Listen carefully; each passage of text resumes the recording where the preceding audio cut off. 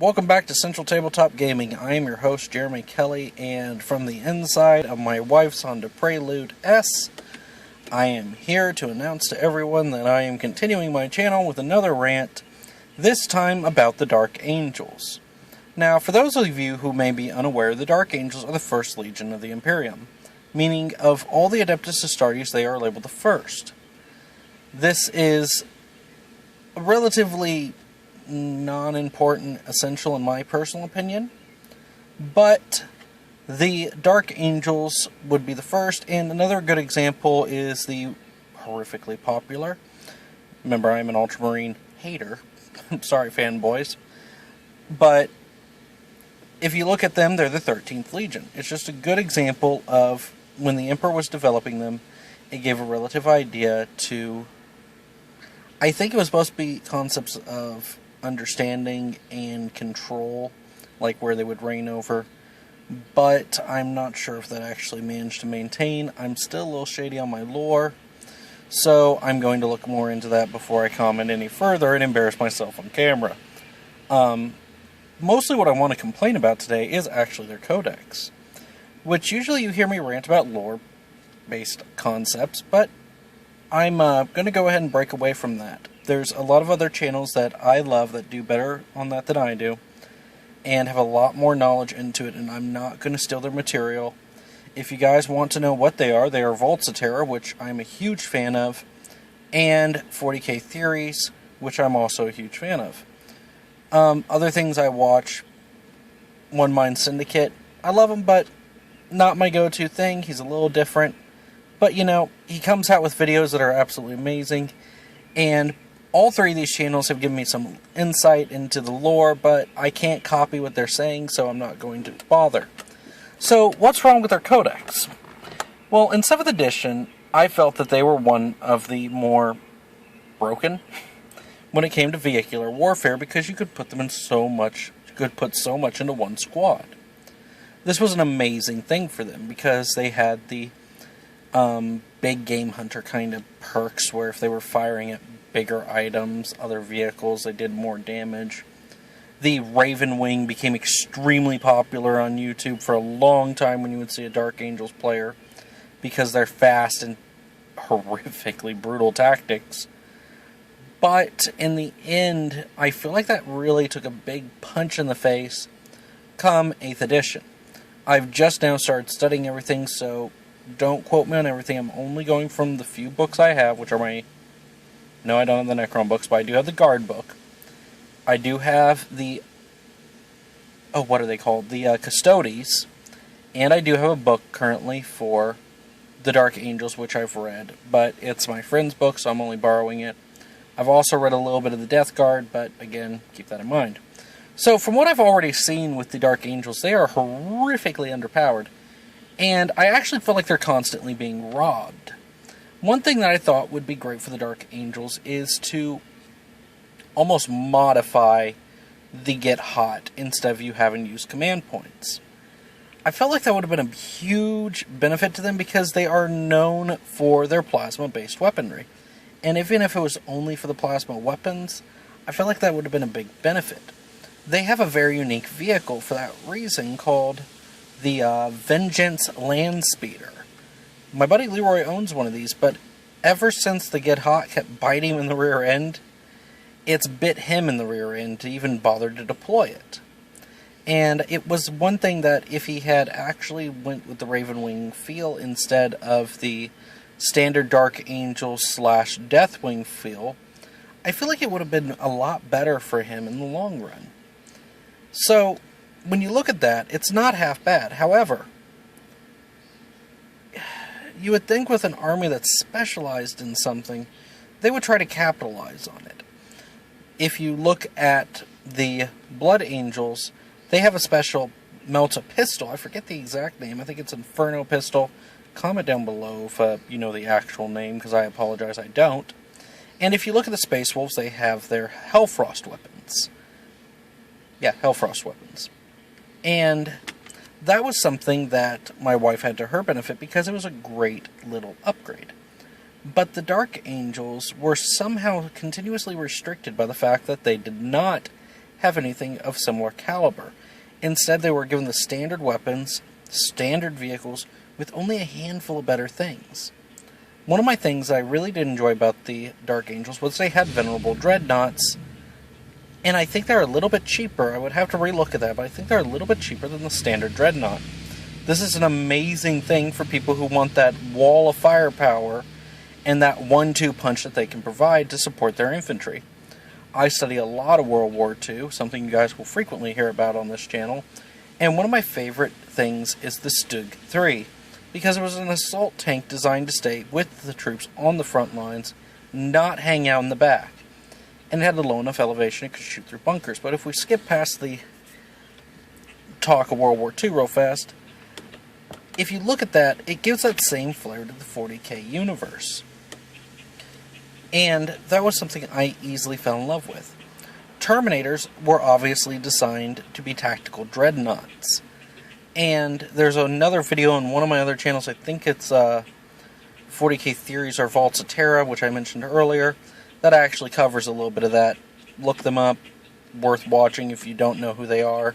If you do know who they are, I'm not trying to copyright. I'm not trying to get them to back me up. I'm just saying they're really good. And for someone who rants and doesn't know much of the lore and can only present you a handful of what it is, these guys will give you more of an expanse. So please look them up. It is well worth your while. And I know some people don't know them, so here, I'm letting you know. But now let's look at a little bit of my more upsetting factor, which is that the fact that the Dark Angels really don't have anything that goes for them. They actually feel more like a Codex army than they do, and I mean Codex army like a generic Space Marine Codex army, not their personal Codex army. And that's really upsetting. I really wish they didn't feel that way. Honestly, it just feels like someone went, hey, let's add a little bit of the white scars in, and then let's modify it by throwing a little bit of a Blood Angels flair in there. It just did not work. And that messes with me in a way that it may not mess with most people, and most people don't even know that the Dark Angels have their own personal codex. That actually upset me one day, but what am I going to do? I can't really judge that. And when you look at the army itself, it doesn't ever feel like it stands out. It's a very bland looking army, but at the same time I say that, and I'm actually going to put a good note in my rant today, that I do find the green paint to be the most honest color to put a soldier in on the battlefield. That dark green paint, even the bone gray, looks great for the concept of an urban environment or a sand-based planet, but I don't know too many Deathwings who might enjoy that. And I could see the Raven Wing being great for like nighttime assaults raiding. So you look at that and you think that that's suddenly great, but it still feels like something was missing from them. And that was honestly, in my personal opinion, a lack of specialties. They were given a very generic feel with only a handful of benefits. The Space Wolves, and I love Space Wolves, you've heard me say that before, but the Space Wolves feel like they're more flared out. And maybe that's because people enjoy the look of them, so GW's just cared more about making them look better. But making them look better in return for making everyone else look worse was a horrible call on their part. That's another reason I can't stand the Ultramarines. They do the same thing, much to my own irritation. Not knocking on either army or the players who play them, but I do wish it was more open. I wish that other armies, such as the Dark Angels, would be given a little more credit. Now, I'm not going to knock on the Blood Angels. Blood Angels are something that I have a love-hate relationship with. As I've mentioned in a previous video, I cannot rant about them until I've actually beaten a friend of mine's Blood Angels, or at least a Blood Angels army out there. And that's because they're the only army that's actually put a complete stop to my Necrons, where I used to just overrun people in 7th edition. Now, with the 8th edition rules, I may or may not stand a chance. I don't know. I'd have to look up my army. I'd have to build a new list. Anyone who plays the game knows the hassle. but you're looking at having to change everything. And you look at some of these armies, like the Dark Angels, and you just feel like there's something missing, which makes you suddenly not care. Now, I'm going to give a personal opinion here, because I've talked about it before in one of my other channels, with, I think, the Tau video. And if you look at the Dark Angels, they look like they almost have a similar flair to the well-known video game franchise Halo. Master Chief wore a very similar colored set of armor of that of the Adeptus Astartes. Now, whether that's coincidence or not, I don't know, but I actually don't think it is. When you look at the army of Haloverse, the Imperial Guard look very much like the standardized Marines. You look at the uniforms for them, they look like the standard for most sci-fi, but still has a Warhammer flair. And the MAC guns being something in the futuristic tech was something of a great love for me, because I love the whole railgun feel. I love the concept that they're a loud boom when it goes off. I love the loud and proud feel. And when you look at them, it feels like they're tough, even in the face of a higher powered, higher tier of technology, the Covenant. You probably know what I mean if I say the Covenant. And it feels like they're the primitives in that universe, and they're still doing amazing. Now, part of this is chalking it up to video game developers trying to make humanity like they're the ultimate race. And there's nothing wrong with that. It just sometimes leads to falsehood. But I look at the standardized Master Chief look, and it really does feel almost like that of a Dark Angel.